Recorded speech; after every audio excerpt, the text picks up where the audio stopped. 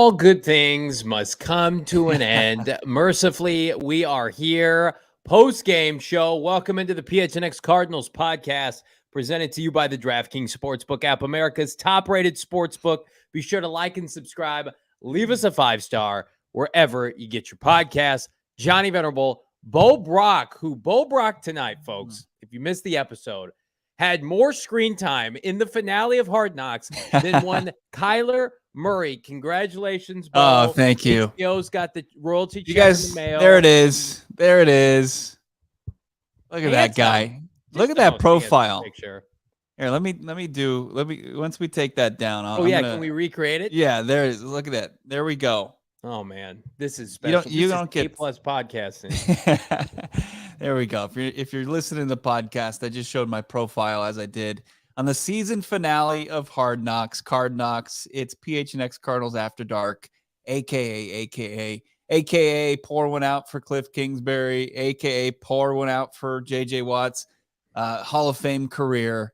Yeah, and pour one out for the Cardinals on Hard Knocks. That's HBO, it. I got a memo right before we went live, has a restraining order now against the Arizona Cardinals.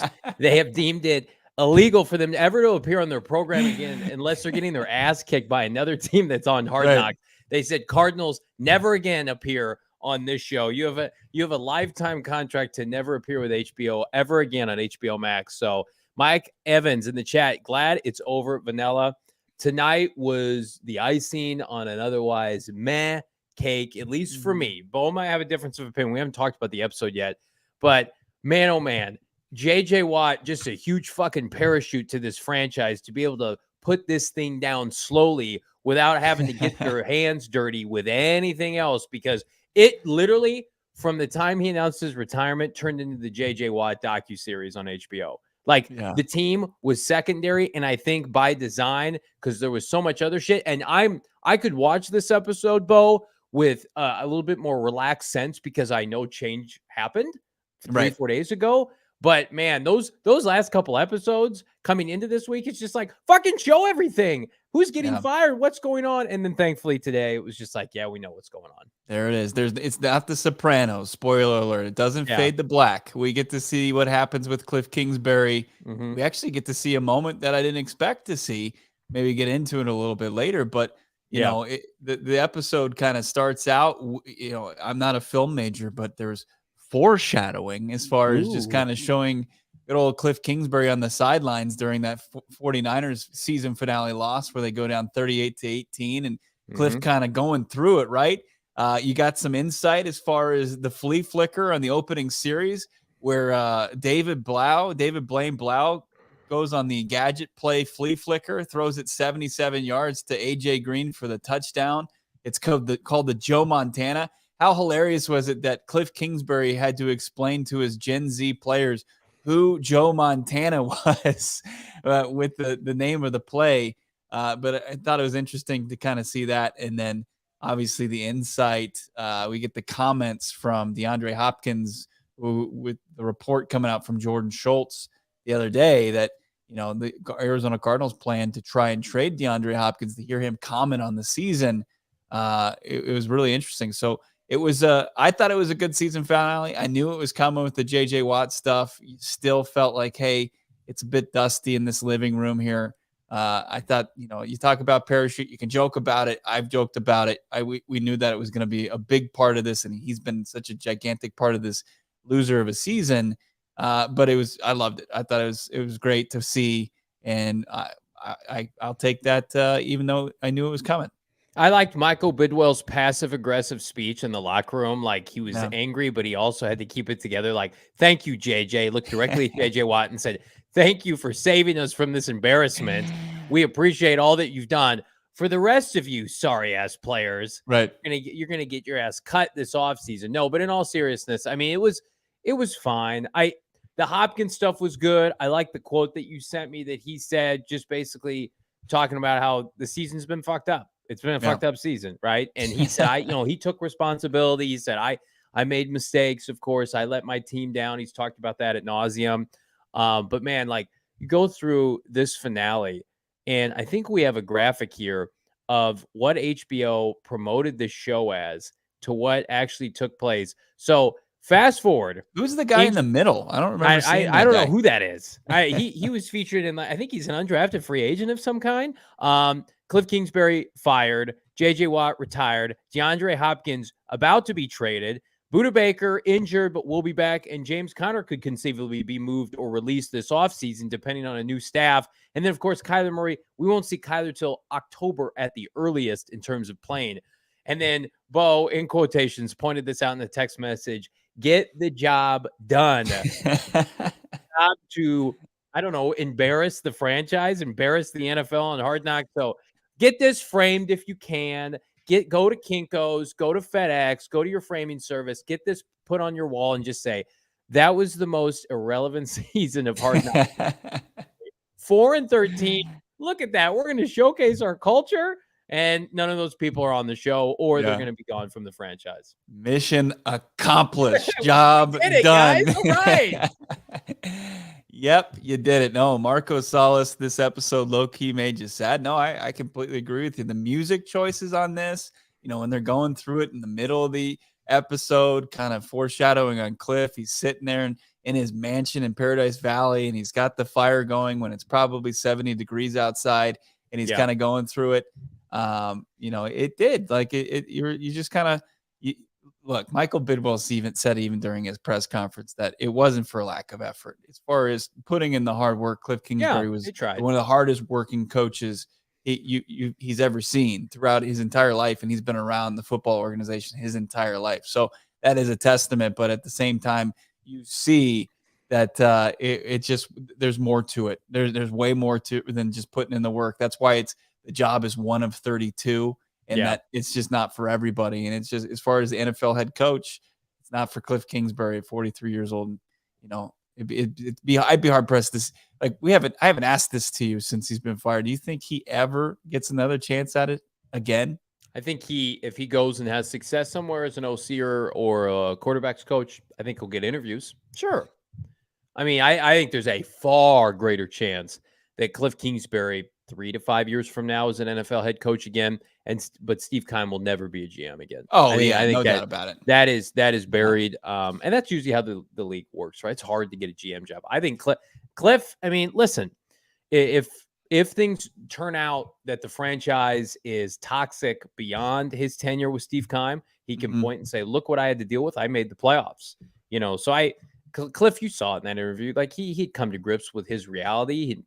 All of his shit he didn't need packed up anyway because he didn't have any furniture in his house, right? He's just outside hanging out by his paintings. Right, by his bonfire. He'll enjoy New England. A little bit different climate out there with old Bill Belichick coordinating Mac Jones, but got some zingers in the chat here.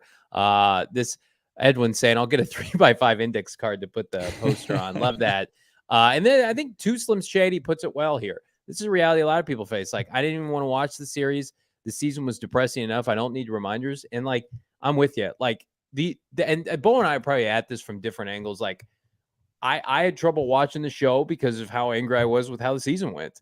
And it's just like, it's like humanizing players, and we should, but at the same time, like, I want to win games. I want this franchise to win. And it's like, what is that? Stockholm syndrome where you bond with your captors, right? What did Billy Beane have to do with the A's? And he had to disconnect himself so it made players easier to cut. Like, and we're not in charge of the team, but we're sitting here and I'm watching the guys just screw around, and I'm like, yeah, you're funny on Hard Knocks, but you're terrible on the field. Like ex-player, you get blown up. You can't pass protect worth shit. You're awful at tackling. You can't cover anybody. Like you got to be able to disconnect yourself. And normally I can when I watch other teams, but when it's your team, it's harder, at least for me.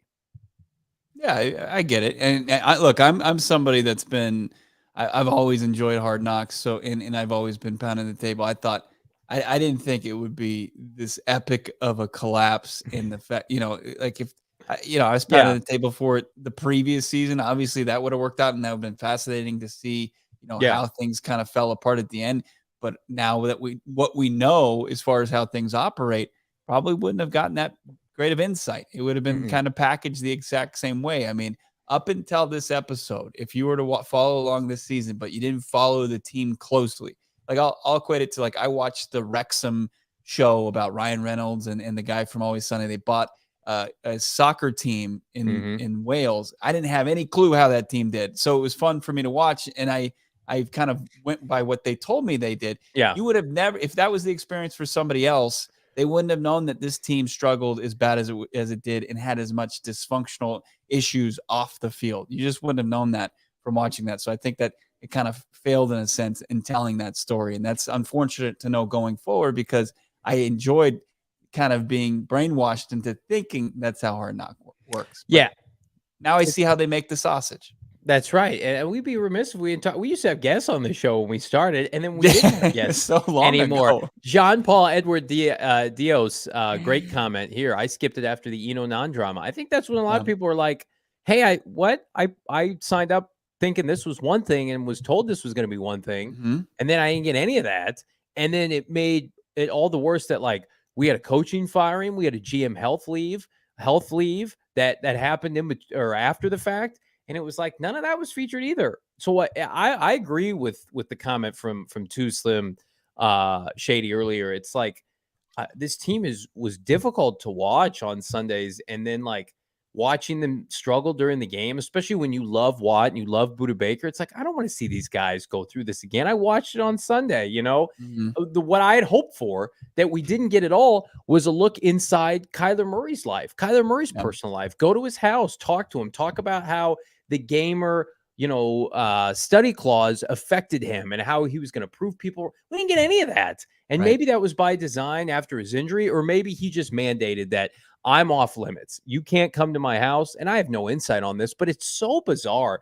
Even with his injury after the fact, like I thought they were going to give us a little insight, like some players are doing it remote and Kyler Murray's injured. So I thought we were going to talk to Kyler Murray remote. Nope. Didn't even see him. You saw a little bit of his locker at the end of the season when they were clearing everything out. But man, that screams like Kyler, for whatever reason, probably just said, "Don't feature me very much. I don't want to. I don't want to do this."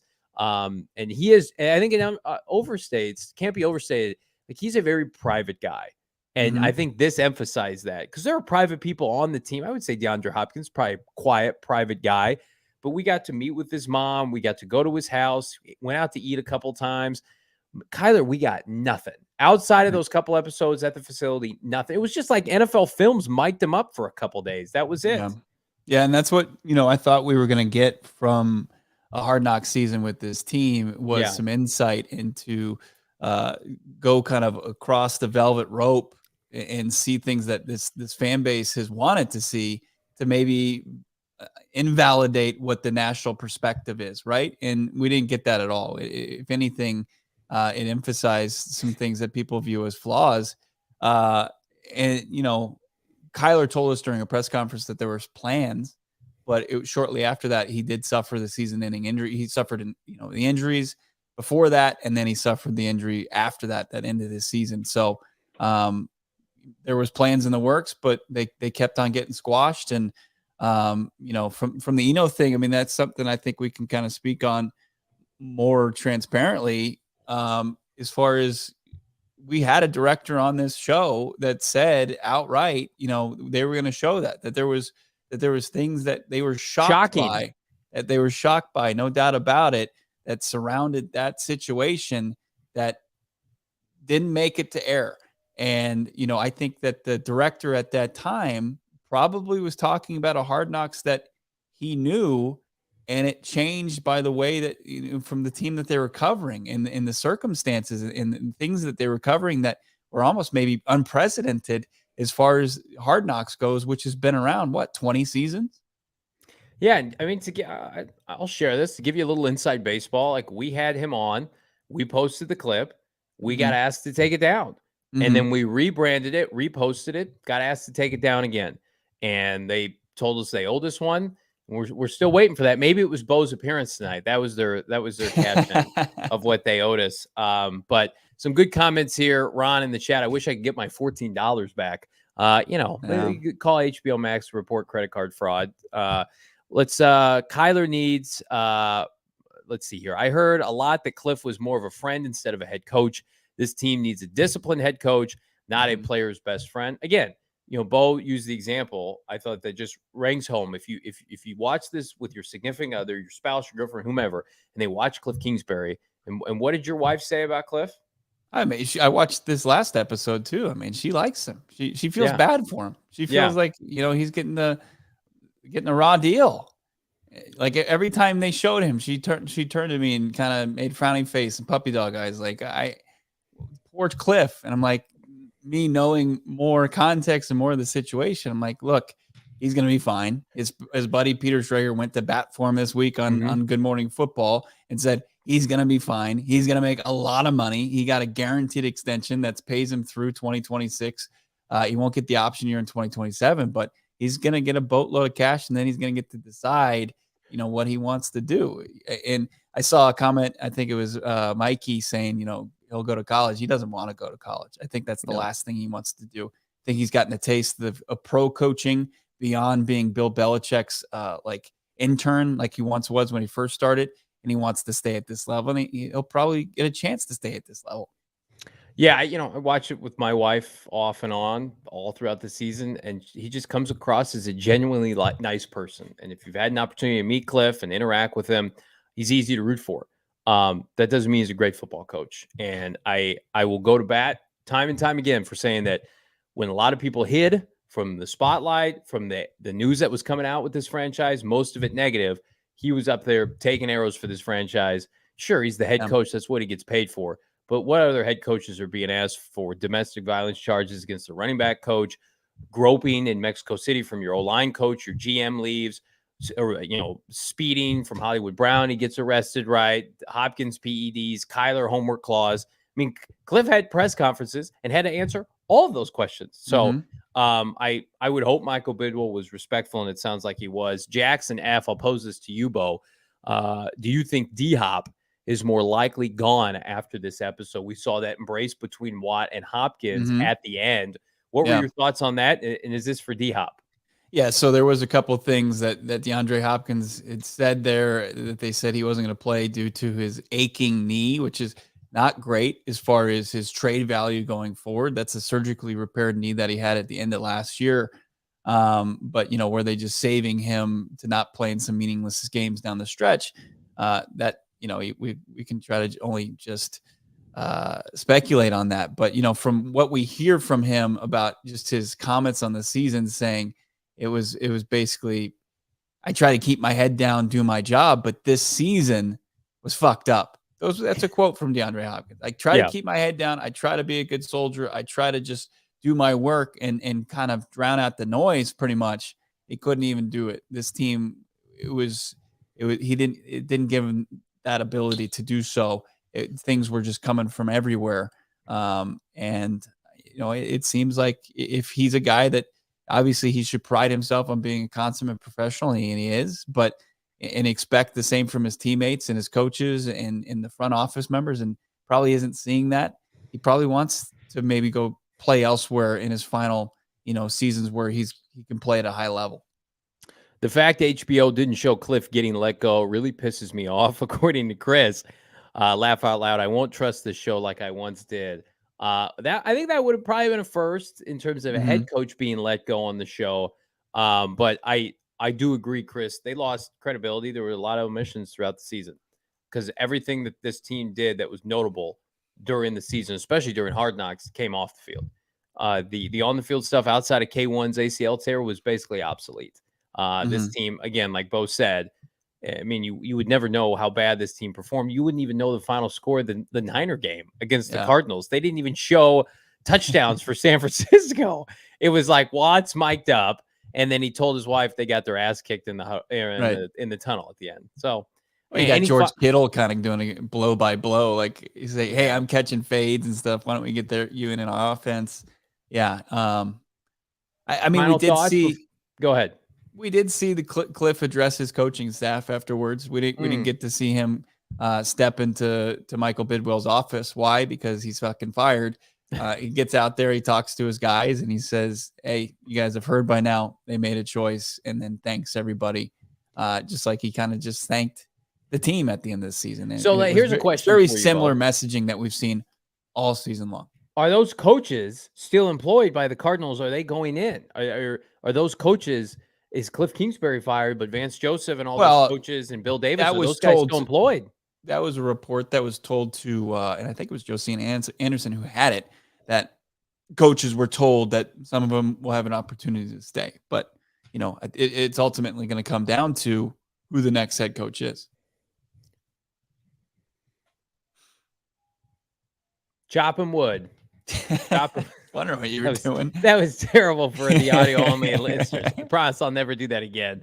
All right. So there's a new Benjamin Albright report that we're going to dabble on, a tweet. But first, Bo, we got a banger of an event. Ooh, a little tease. Banger of event this coming Friday at Dobson Ranch, Bo. We'll be there, families dressed to impress, maybe? No, probably just with jeans on, but we're excited nonetheless. Yeah, absolutely. What is that?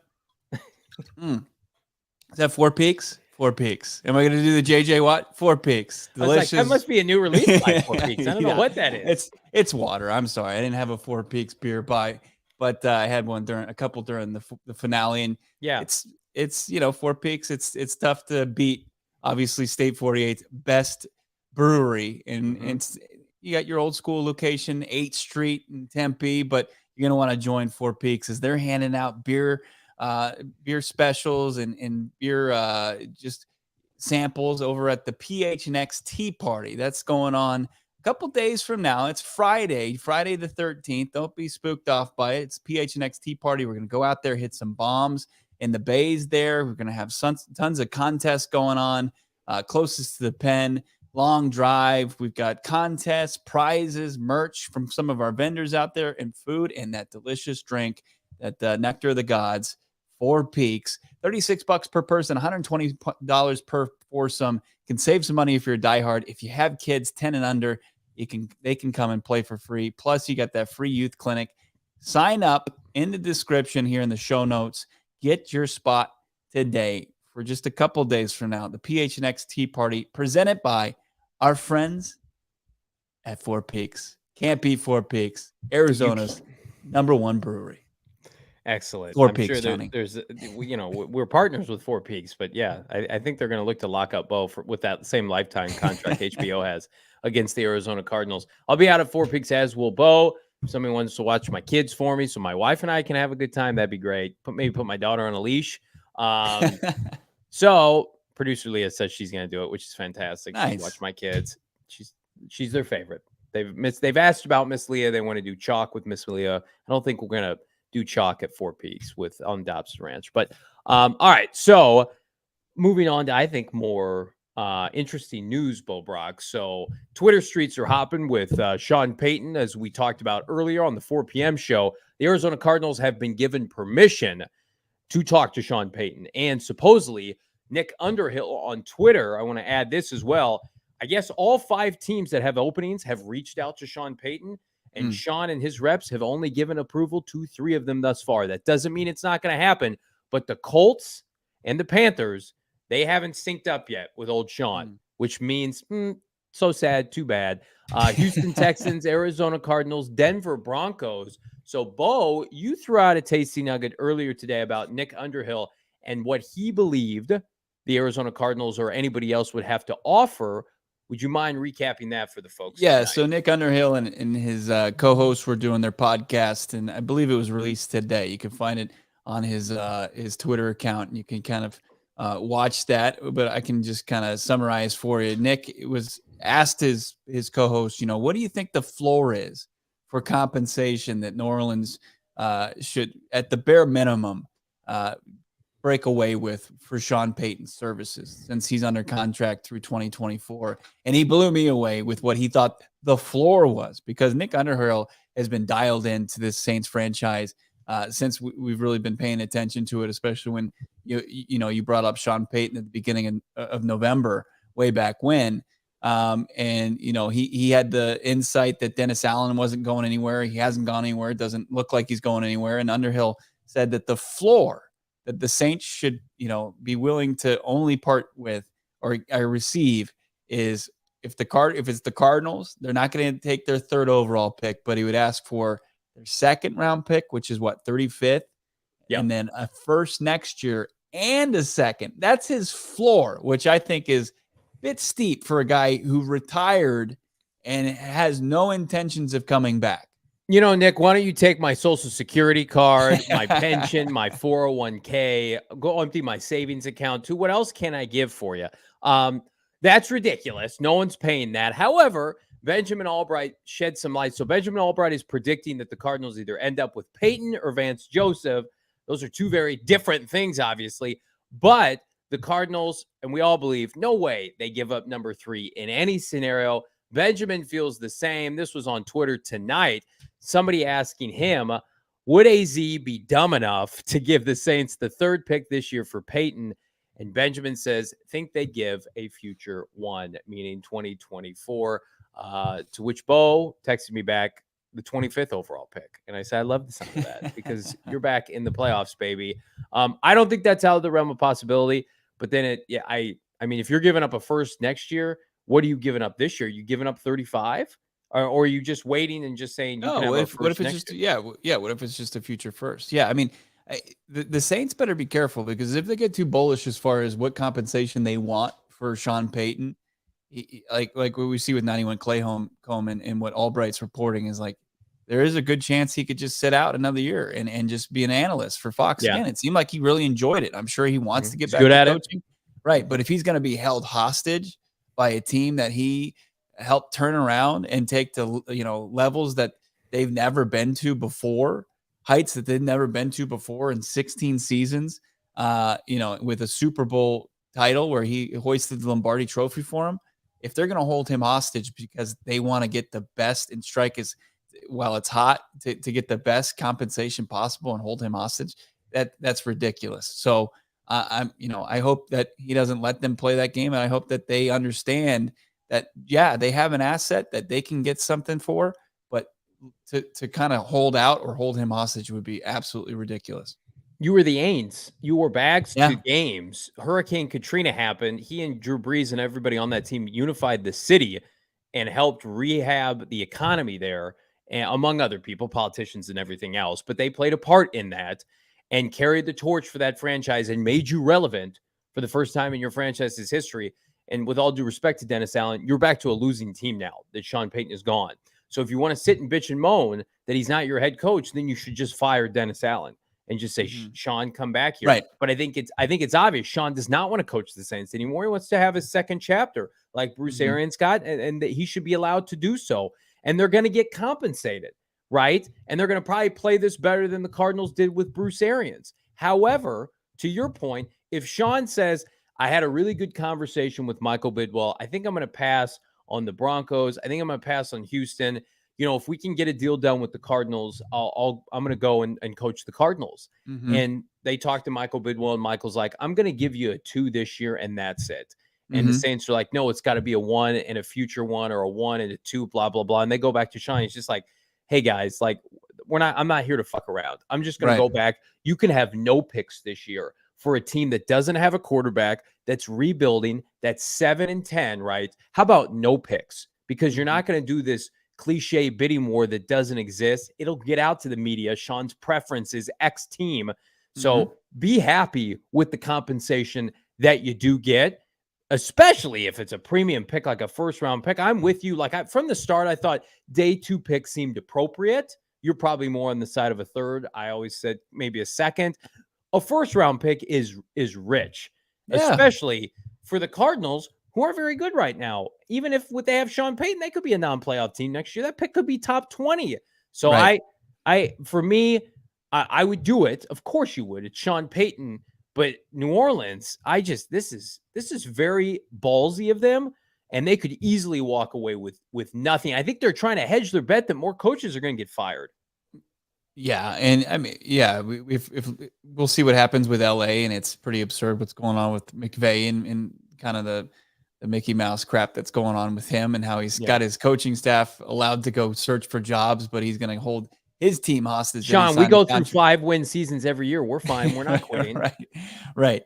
It's the report was they're going to ask for a first. So I don't know if there's any truth to it. It might just be straight up speculation and just poor anticipation of what they're going to ask for. Who knows? I mean, it sounds like the Broncos and the Saints, they'd already started discussing framework after they had asked for permission. They were just trying to start that conversation, not anticipating Sean to immediately like, oh, we got the interview, we got permission, he's just going to come to Denver. I don't think that was the move at all. They were just starting to kind of get a head start on it. This process is just starting. Because I'm sure they didn't want to have the conversation and waste anybody's time if the Saints were going to be ridiculous with their asking for. And so far, there hasn't been any reports of that. So, I think as far as what's going on, Nick dialed in, but look, a future first, a second this year, and then a future second, that is too rich, my friend. Does Sean want to go to a team that's no longer has picks like that? And then also who doesn't have picks? The LA Rams. They sold off the farm for one Matthew Stafford. You know who else doesn't have a bunch of picks? The Denver Broncos. Now I know they have a first for Bradley Chubb, but I mean you'd be going to two situations where the draft capital has already been gutted. But I want to pivot quickly here because there's a lot of speculation, and I would call it worry from the fan base with regard to Vance Joseph potentially being the next head coach of the Arizona Cardinals. Both he and Sean Payton have even odds, plus 300 over at our friends at DraftKings right now. And I mean, if you're new to the podcast, welcome. Be sure to like this video, subscribe.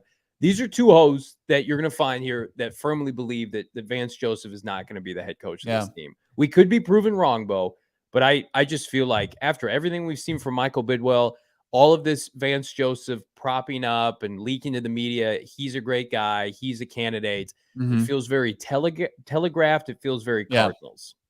It feels like, there's a show that documented and showed how well respected Vance Joseph is, like Hard Knocks. Yeah. That just I'm familiar. Yeah. There was that. And then also, the reports coming out, as it always does when there's a firing, and there's always somebody left in that building that still commands and gets the respect from players and scouts and front offices. And that's fine. And that's very public knowledge. And I think that's part of this, it being a bet and the betting sites, trying to drive dollars that they could take in and not have to ever relinquish. I think that's where Vance Joseph plays a role, being a favorite. And, are you going to get anything for Vance Joseph, maybe down the line if his odds drop? Probably. But I just think that you'd be burning money at this point. I just hearing Michael Bidwell's comments and how they want to cast that net and how they want to find the best coach. I just don't know if the criteria, matches up with Vance Joseph. I'm going to do a mock interview real quick. It's going to be Michael Bidwell and Vance Joseph. Right. And Michael's got some statistics in front of him, and he's going to ask these questions of everybody that comes in. So, Vance, we have been in the bottom tier of run defense for the last 4 years. What are you going to do to change that? And he's going to be like, oh, you were responsible for that? Well, wait a minute. How are you going to improve upon that with basically the same players? Oh, you didn't play Isaiah Simmons and Byron Murphy early on. What's going to change when we draft Jalen Carter and Will Anderson? Right. Come on. We're all sitting at the big boy table. Fans are not here for this kind of thing. This is not the 1980s where you could float that kind of thing and somebody can get an interview and not blow up on the Twitter streets and online and Reddit and the message boards. Like that is not something that you could sell to your fan base. And I don't think he's going to. Again, I think the first shoe to fall, Ian Cunningham's coming in for an interview tomorrow. If he's announced as the next GM or whomever externally, Vance Joseph for sure is not getting this job. An external is not coming in and rehiring your defensive coordinator that gave up the second most points in the NFL. However, this stays alive, even though we don't believe it will happen, if Adrian Wilson or Quentin Harris gets the job. You think it stays alive like that nightmare, that worst of all realities? Yeah. Where you can't eliminate it until we have a new person that is Michael's a smart guy. He knows that he would lose the fan base, no doubt about it. And all the goodwill that you and I highly encourage people to check out our interview with Kyle Oderhard because he outlines it pretty well as far as, the goodwill that Michael Bidwell has created for himself over the last couple of days. Right now. So for him to kind of just completely torpedo that would be, man, that would be crazy. That would suck. But I agree with Edwin as far as, VJ, and if it would be very reminiscent of what just happened in Houston with Lovie Smith. You just get the sense that, but you also got the kind of the sense with Kliff, like, is this something that's sustainable? And I think your answer is honestly no. And even if he were to have a quick turnaround, is it something that he could sustain? And I don't think VJ has the ability to hide behind a head coach, being kind of this guy ruling with an iron fist, because we know that wasn't Kliff, right? The defense belonged to Vance Joseph. Their first round picks, the last ones that they've made were on his side of the football, and you can't say that they've been an overwhelming success. They've just been players. So it's been that flush falls on with draft resources. I mean, Yep. we're the Pro Bowlers, and that's Steve Keim problem too. But I mean, Vance, you got Budda Baker, you got Jalen Thompson, who signed a second deal. I think probably Jalen Thompson he can put on his resume. Budda was already a guy in the works before VJ got here.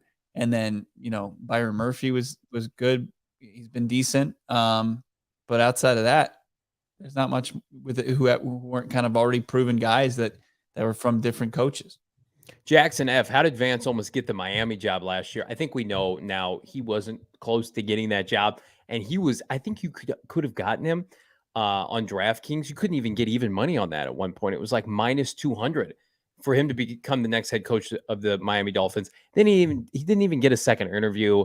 And then it was Mike McDaniel all the way. And Dolphin fans were reacting very similar to how Cardinal fans are with regard to Vance Joseph. And that was coming off a pretty good year defensively. I mean, they were the second worst defense in points allowed this year. And he's going to be considered the lead candidate. Come on now. It's just something that you have to say. I think it's a media creation. I think Michael Bidwell is using the media like he should to his advantage. Get some good pull out there, get some good plug. A guy that they courted to come be Kliff's DC. He had no ties with the franchise. And I love Vance Joseph. Good on you. Get your money. Go be a DC elsewhere. And if you coordinate a DC or coordinate a defense that's worth a shit and they're top 5, then go get a head coaching job. Yeah. You shouldn't get rewarded for a head coaching job when your defense was this bad. I don't care what the offense looked like. Yeah. It gets me excited too. Like gets lost as far as the Sean Payton stuff, because we talk about Payton, right? And then I don't think we've even discussed, the reports when they came out. We talked about it, but the Vic Fangio part of that, like him back as a I can't even touch that. It's like I was texting you during Hard Knocks. So I'm like, is this really gonna happen? Yeah. I can't even get excited about it. I can't. When you think about the too high look that's been so popular and kind of overtook NFL defenses this year and kept offenses down, that was Vic Fangio. Yeah. And that's the type of defensive mind that you feel like I'm jinxing it if I talk about that part of it. We're in a weird place right now where we are allowed to be excited. Of course, we should want good things. We deserve good things, as Bo always said. Put that on a shirt at the PHNX merchandise locker. You deserve good things with a Cardinal logo on it, because you really do. But this franchise, Peyton Manning, etc., has been disappointed with pursuits like this. It is strange, though, Bo, that we have been infatuated. This show, some may even say we brought it up first. Who knows? Maybe. Mm-hmm. I'm not going to say that, but I might. That Sean Payton's an option for the Cardinals. Right. And then we're of course talking about Vance because it's still lingering. It won't go away. But we haven't even really discussed whom else they could even interview, because they've got to get these GM jobs locked in, interviews done, and then you can start connecting dots. Whereas like the Broncos are interviewing everybody under the sun. Mm-hmm. I saw that they interviewed David Shaw. They interviewed Jim Caldwell. I mean, are the Cardinals going to go through that rigor? And I saw your guy, Jody Ayer, say something that I'm just going to have to disagree with, where he said the Cardinals needed to fire Kliff sooner to be proactive, to get into the market. These jobs that are going to get filled, I don't think that, I could be wrong, I don't think there are many competitors for the Cardinals opening that they could lose to an Indy or a Carolina or a Houston. I agree with that. Josh McCown's not coming to the Cardinals, not again. No, thank God. No, I completely disagree with that. I think that there was no reason to get a head start, because you're seeing that there's just rules in place as far as when you can talk to people. I mean, right. You were going to set up an interview earlier than somebody else. Like, I think he got started on the GM interviews before that we knew. Like, he had a head start on that, and that's what matters. Yeah, that's fine. Yeah, exactly. So I have no problem with them letting Kliff make the final calls in the final game of the season, and then firing on Black Monday. They are not behind the 8 ball on this. They're not far behind. I think they're neck and neck. They're right where they should be as far as getting in on the best candidates. And like you mentioned earlier today, there's right now there's 5 openings. Like the competition is not, it's not tight. You don't have 9 teams right now, and a couple of them could be landing spots for like the Cardinals. There's 3 guys that you and I like. We've said over and over that we really like. I think that the Cardinals, it's realistic to think that they could come away with one of them. D'Amico Ryans, Jim Harbaugh, Sean Payton. Again, anybody who Houston interviews, I don't think that's why I don't get worried about Houston. And like I saw this from Nick Underhill saying, he doesn't think that they would take Houston's 2nd overall pick, but they might be in play for the 12th overall pick. And it's like, it doesn't matter. Houston shouldn't be in the conversation. You're just looking at their draft picks and connecting dots where you want. Like, jeez. Yeah, but I'm saying like Houston, like is Sean Payton going to want to go to Houston? Where it's just like they fired 2 coaches or 3 coaches in 3 years, right? Isn't that right? I mean, they fired Bill O'Brien. They had you don't have a quarterback. You play in the AFC. The AFC, nobody talks about that at all. You don't have Burrow or Herbert or Allen or Lawrence, right? Or Lamar Jackson. You don't have any of those quarterbacks. You're behind the 8 ball. Look what these teams are. Isn't Houston just like New Orleans? I mean, isn't it similar, like climate-wise, geographically wise? It's pretty close, right? As far as does he want to go? He wants to be closer to LA. He wants to be closer to the West Coast. In the NFC too. I don't think everybody. It's trendy. Everybody in the chat knows this to hate on the Cardinals. They hate on the Cardinals. People. Somebody in the chat put it beautifully earlier. It's like everybody ripped Kliff, and then the Cardinals fired him, and then all those same people said, "Well, he didn't get a fair shake." Cardinal, that's a bad look. You don't fire Kliff Kingsbury after his extension. No. We're not going to live with a 4-13. You don't get to keep your job after you fired Steve Wilkes after 3-13. I mean, the end of last year counts too. I mean, he was 5-17 over the last 22 games. Can't win at home. We've seen one home win in 15 months. People are saying, you know what? Just be patient. No, you don't root for this team. You don't have to watch them every weekend. Fuck if we are. We're going to wait for this. Going to go get somebody else. Going to go get the guy. If you want to learn more about what we do here, go to gophnx.com. Become a diehard. Get 20% off all future events, including this one on Friday. Dobson Ranch, right? That's right. Dobson Ranch. We've only been talking about it for a month and a half. Yeah. I've done 7 shows this week. PHNX Cardinals, PHNX merchandise locker. Pick up a free t-shirt, pick up a free hat. Get in the Discord and yell at us. It's time to yell. It's time to get excited. It's time to be upset when things don't go our way. But so far, Bo, I mean, have we checked every box in 3 days? I think so. Right? Bo's got a checklist on his phone. He's checking it right now. Well, What's next on the checklist? Well, I'm just checking to see, like we talk about excitement. Our Instagram post over here had over 1,200 people that like it, right? I mean, bless you all. People are excited about it. People are excited. And, hopefully we're not getting to the point where people are going to just be horribly depressed if it doesn't happen for a couple of months, because I think there's a couple decent options outside of Sean Payton. But as of right now, as our guy Kyle Odegaard said today, as of right now, they're the favorite to land Sean Payton. It's like if you would have been told a week ago right now that Kyle would be gone and Kliff would be gone and Michael is doing a full-blown search and Sean Payton's got an interview with the Cardinals, everybody in this chat, 122 people, would have signed up for that. Like this video. We are back mañana in studio, 4 p.m., hopefully with our guy, Frank Sanders. We have a fun little exercise. We're going to put together some trade packages for DeAndre Hopkins. We're going to look at 6 teams in particular that have premium choice picks that we're going to scour across the web, the interweb, to see if it's a match with old DHop, or should he just stay as an Arizona Cardinal. For Bo Brack, I'm Johnny Venerable. Thank you so much for taking this Hard Knocks journey with us. Like and subscribe. Leave us a 5-star. We're back tomorrow. Good night, everybody.